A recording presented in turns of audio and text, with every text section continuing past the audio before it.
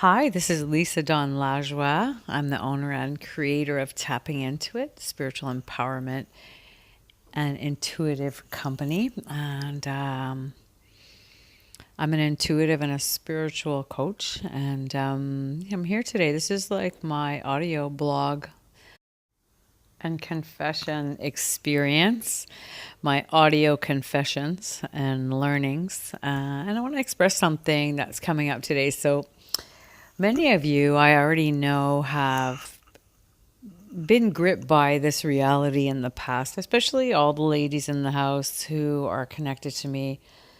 You know, the idea of being taken for granted for such a long period of time by someone in your life.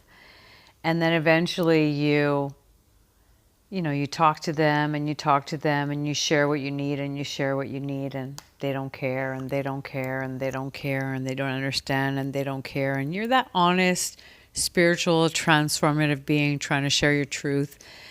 And you realize that they don't know how to care, and so you're forgiving. And then the second time you realize, oh, it's a pattern, maybe they're trying to figure something out. And the third time you get more articulate about the boundary you have and the things that you really desire within the relationship that definitely are not being noticed, even though you keep mentioning them.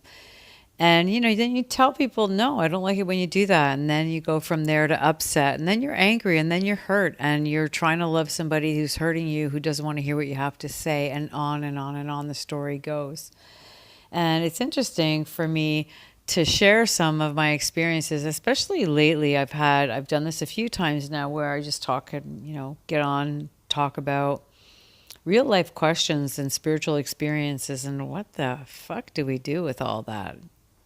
Excuse my language, but really, what the fuck do we do with all that? Like, how do we get people we love to understand what we need when they don't want to recognize that we matter, really, and that the relationship is not just about them? And, the truth is, I've been in that experience over the course of my life many times, growing up in a kind of a little bit of a narcissism type of self-absorbed parental household. People, worrying about their own things, then worrying about their children. I mean, this is like a rolling experience for me. And I know many of you go through that. You talk about it, you share about it, and you're in relationships maybe right now and you're thinking, like, how many times do I have to say the same thing for this person to understand what I'm trying to say? And then you realize, because you're a spiritual transformer, that you have to change. And if you change your vibration, a few things might happen. One thing that might happen is the experience changes and you relieve some of the emotional pressure, frustration, and aggravation that comes along with feeling like you're not being heard. The other thing that might happen is that there's a breakdown in the relation because you really are not congruent. Your vibration's totally off track. You're not in alignment anymore at all. And you realize this is definitely not the person for me in my life, and I can't trust them, because the reaction you get back is so obvious and blatant that you can't help but notice how, this is not going to change. So you have to make a decision around this explosive, energetic experience that happens. The other scenario is people just make up their own judgments and stories about you, and they stay in their happy denial and they just bullshit themselves, and they just really cannot change, and they cannot give of themselves with what you really might need from them. And that moment's really tough because you realize you have to do, such things as maybe move away from the intimacy or walk away from the relationship or recognize that it's just not going to happen. And, the disappointment that can come with this is just not going to happen. I'm not going to get the best of this relationship, even though I'm so committed and I care so much about this person, and how hard and harmful and hurtful that is, The other scenario is just basically the minute you put a boundary in, you're faced with a total destructive person who blames you and throws it on you and tells you it's your fault and doesn't understand and creates whatever stories they have to tell themselves, because they're totally a little bit like in the zone of, on the edge of, narcissism, which just means that, if in this situation, because I'm not a psychologist, in this scenario, narcissism is the tendency to be concerned about self more than others and not having the empathy to extend forward and recognize how there may be harm being caused by our actions. And, those are really tough situations. And, it's interesting because some of the scenarios I'm giving you, I've heard from clients and helped them break through those experiences. Some I've gone through myself where, it's just been like so crazy to see the truth.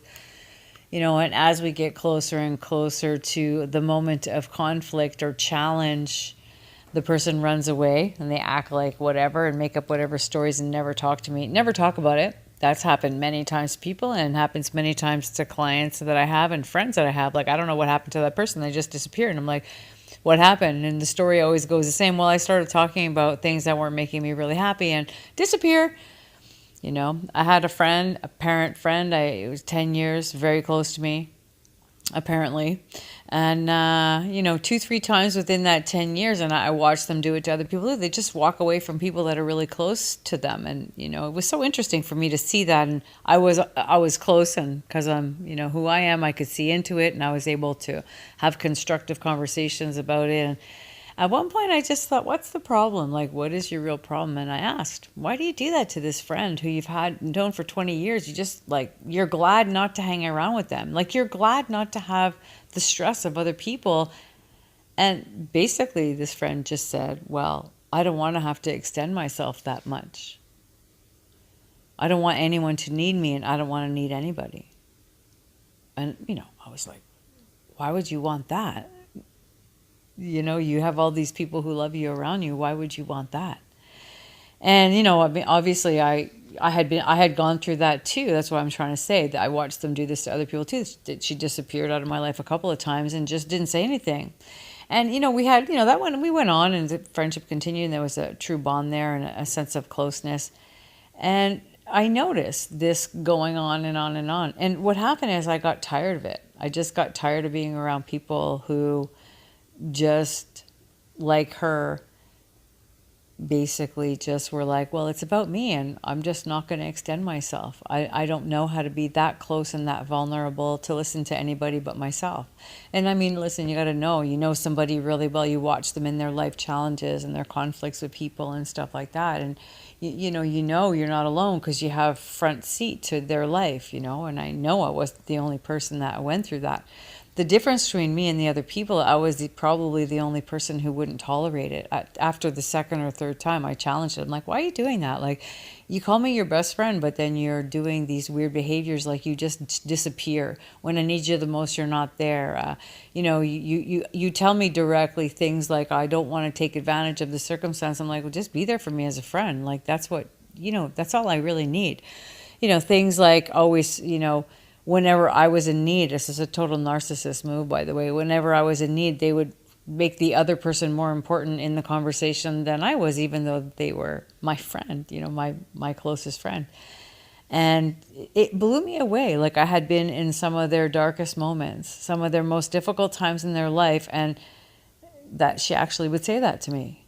I don't want to need you or anybody. I was like, wow, well, you already needed me all these other times. And I know lots of you are going through this. It's like people who are totally in this headspace and this thing that propels them, that they just can't do intimacy and vulnerability. And they want you there, but they only want you there for themselves. They don't want to extend themselves to you, And, that's tough. That's really, really tough. And there's other relationships as well that are a little bit better, but very similar in tone, because you're overgiving, and the other person has a hard time contributing, even though they're willing to. They're not really making the effort to learn how to. So you have to basically do all the teaching about what you need. And it's very, you're doing so much educational material that, you like by the time you get what you need, you've had to give a whole dialogue about it, which is such a drag. Because the truth is we're responsible if we have people in our lives to show up to their lives. I had another relationship too, that was a friend. For a long time, I knew it was important for me to be a spiritual conduit in their life and just really help them become the person that they longed to be. We had a good friendship for many years, off and on, but when it came to that intimacy, it was like, break it down. Wow, totally couldn't trust this person. Every time there was an issue, I was getting betrayed by them, even though we had this interaction and relationship. They just could not be present, and conflicts were made up out of nowhere. They would just, that person, you're just like, everything's going fine, and all of a sudden there's a problem and a drama, and you don't know what the hell just happened. They're telling you stuff that you like, you don't even feel is real. Like, are you mad at me? Are you mad at me? Like, what's going on? Is something going on?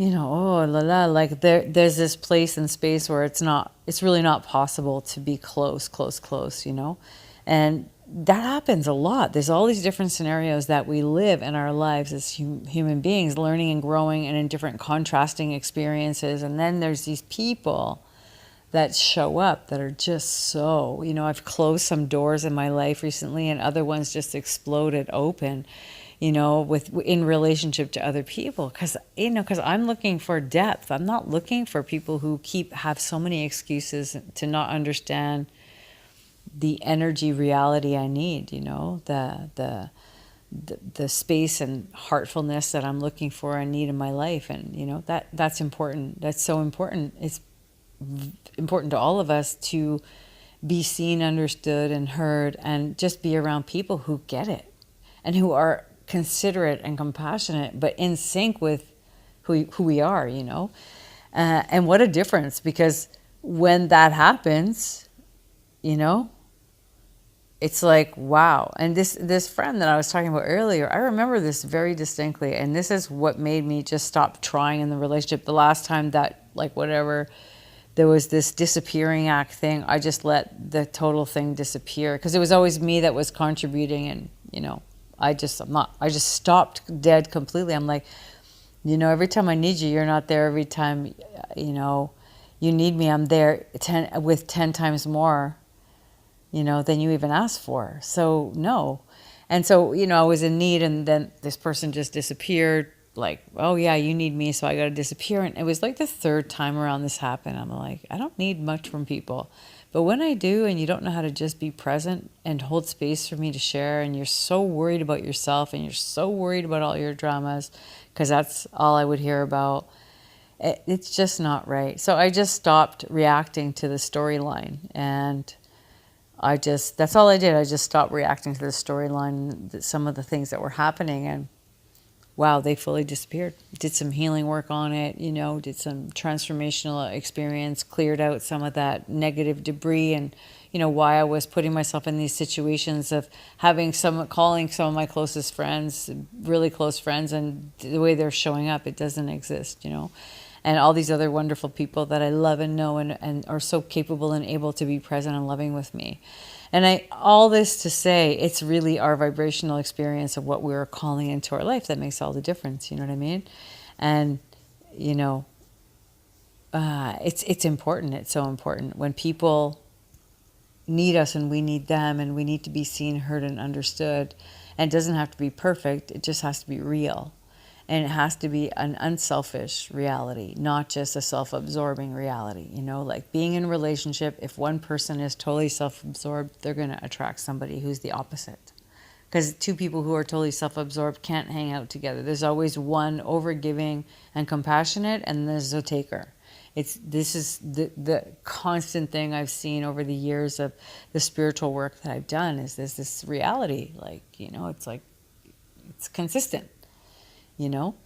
So breakdowns lead to these beautiful breakthroughs because we accept that we need to let go. And when we let go of relationships that are really make us unhappy and are really not bringing wholeness and joy and bliss and beauty into our life and our experience, and they're overcompensating and they're over challenging, and there's a lot of energy that's not coming back to us, it's important to rethink and go through a rethinking process and evaluation.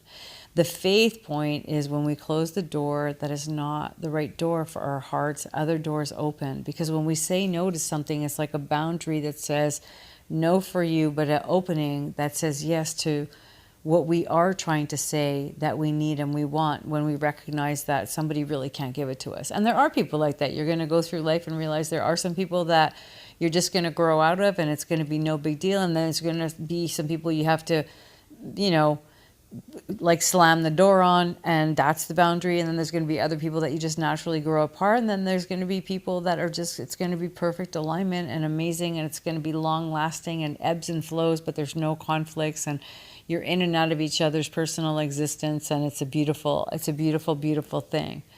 When people say they don't want to need anybody in their life, believe them. When people say they don't know how to give you what you want, believe them. And make some choices around, better choices around how much you're going to go through, how much you're going to tolerate, how much you're going to give of yourself, and how much you're going to do to make the relationship last when the other side of the relationship doesn't really care about that as much as you do, or doesn't know how to care about that as much as you do. Because sometimes that's just as debilitating as somebody who doesn't want to, is somebody who can't but won't figure out how to, and you're trying and trying and trying because you see this glimmer of hope, but it never actually shifts or changes or grows or becomes anything, because they don't know how to complete the process of transformation and growth. And we need to be okay with it. We need to accept this as reality and move on. So, and bring that forgiveness and healing. You know what I mean? And that's okay. And maybe one day you'll get a chance to say, I'm sorry. Or maybe one day you'll get a chance to say, you know, let's make up, let's heal. Or I see what you were saying. Or I'm really done and I don't want to continue and won't be coming back. I've had such a variety of beautiful openings and after closures that were really significant and beautiful. And all I could do was just be honest in them. And I know so many of you have gone through that too, where, you know, things ebb and flow, and those people that we really have to say goodbye to, it's hard. It hurts. And we have to pull all our spiritual tools up and all our strength and power and our intentions in the future. And what do we really want? And really thinking about what is it that we really want to be in tune with? What do we want to vibrationally match to? You know, what matters? You know, I've had those 60-40, 60% it's awesome and 40% it's not. And that 40% just kills the 60%. I've had 80% amazing compatibility, incredible value sharing, amazing spiritual connection, joy, laughter, and wonderful friends, cool as all hell. 20% was really bad, and 20% ate the rest, because that 20% was so undernourishing and was so toxic and unpleasant and something I couldn't trust, that I had to walk away. And I know so many of you have talked to me about that, you know, through comments and conversations and sessions we've done, or whatever it is, in my group coaching, whatever it is, we've had these conversations about relationship structure and what really has to matter and what foundations we need to build on, you know. And you need to know your own personal pillars of relationships. I learned mine from really difficult situations, growing up in a very dark time as a child, and having to learn from scratch what I really need and who I am, what I want to give and what I want to receive, and, you know, and getting surprised by people who give way more, and, you know, being pleasantly surprised where I'm received with so much more than I ever expected, because somebody sees me so deeply. And how beautiful that whole experience is. That's what we're here to do. That's what the cherishing part of being a human being is, and being in love and having loving friends around us, or being in love with somebody significant, or, you know, with our families where we can, and the, you know, all the joy that comes from that. I talk about this because it's, you know, the end of the year, and a lot of people reflect on relationships that have ended and that have changed, or, you know, where we've been disappointed, and saying goodbye to the past of the year, and just collecting our thoughts and collecting that energetic debris and just releasing it and letting it go, and refreshing ourselves with celebration. And who do you want to be, and how do you want to be it, and who do you want to become, and how do you want to become that?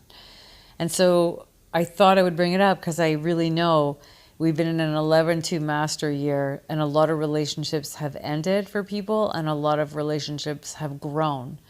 Because that's what an 11 master year does. It clears out what's not good for you and pulls you into what is, you know, and opens you up to new possibilities for everybody. And, you know, that's very important, especially for those of us tuned into possibility, tuned in to higher potential, wanting more out of life and ourselves and the people that we engage with and expand with and grow with. You know, this it's important. You're important. Your heart's important. What you share, your intentions for next year are important. What you're going to create next year is important. So you can close out this year thinking about where you've been, saying goodbye to the past and stepping into that renewed experience in relationships, and knowing you spent a year in this 11 numerological year and just went through the process of elimination and clearing some clutter, opening up some doors of relationship possibility and masterful connections, because many of you have gone through that in this 2018 year. It's been super powerful 11 year for relationships. I know so many people, including myself, who've gone through true clearing. And those of you that haven't cleared, you just think you have, but haven't really been in transcendence mode, you're going to feel it next year, because you're going to be living with some intense life experiences. That's how the numerological process works. That 11-2 leads, especially with 11-2, which leads into like that number 3 year. 11's a master number. Next year, it's not going to be a master number. It's going to be a 12 equaling a 3. And so 3 is high drama. You're going to need to meet new people. But if you haven't refined yourself in your relationship abilities, if you haven't worked with that, who am I? What do I share? How can I be more in alignment with who I truly am with others in my intimacy department in mastery, in that 11 mastery vibration? Next year, it's going to be a lot of drama, because 3s create a ton of drama. For those of people who have not grown in the year before, the 3 year is a way to raise the energy so that you see what you haven't done in the year before, where you've had that mastered number 11. And for those of you that understand numerology, you're gonna totally get it. For those of you who don't know numerology, it's an incredible science that gives us general vibrational ascension possibilities. And it's amazing. It's really amazing. So that's part of what's been going on, which I can definitely connect to, and many, many, many people that I know can connect with also. And just know you're moving into this creative process. So the 3 can be drama, or it could be high levels of creativity and creation in your life and intention and what you want to make happen. So it's very, very interesting times. So my goal here is to help you. So try to remember, if you're saying goodbye, say goodbye. It's okay. Do it with love. If you want to leave a door open, leave it open. If you're, what happened to me is my values just grew exponentially in my relationships. And I just got tired of some of the couple of people that were we were just not in alignment anymore.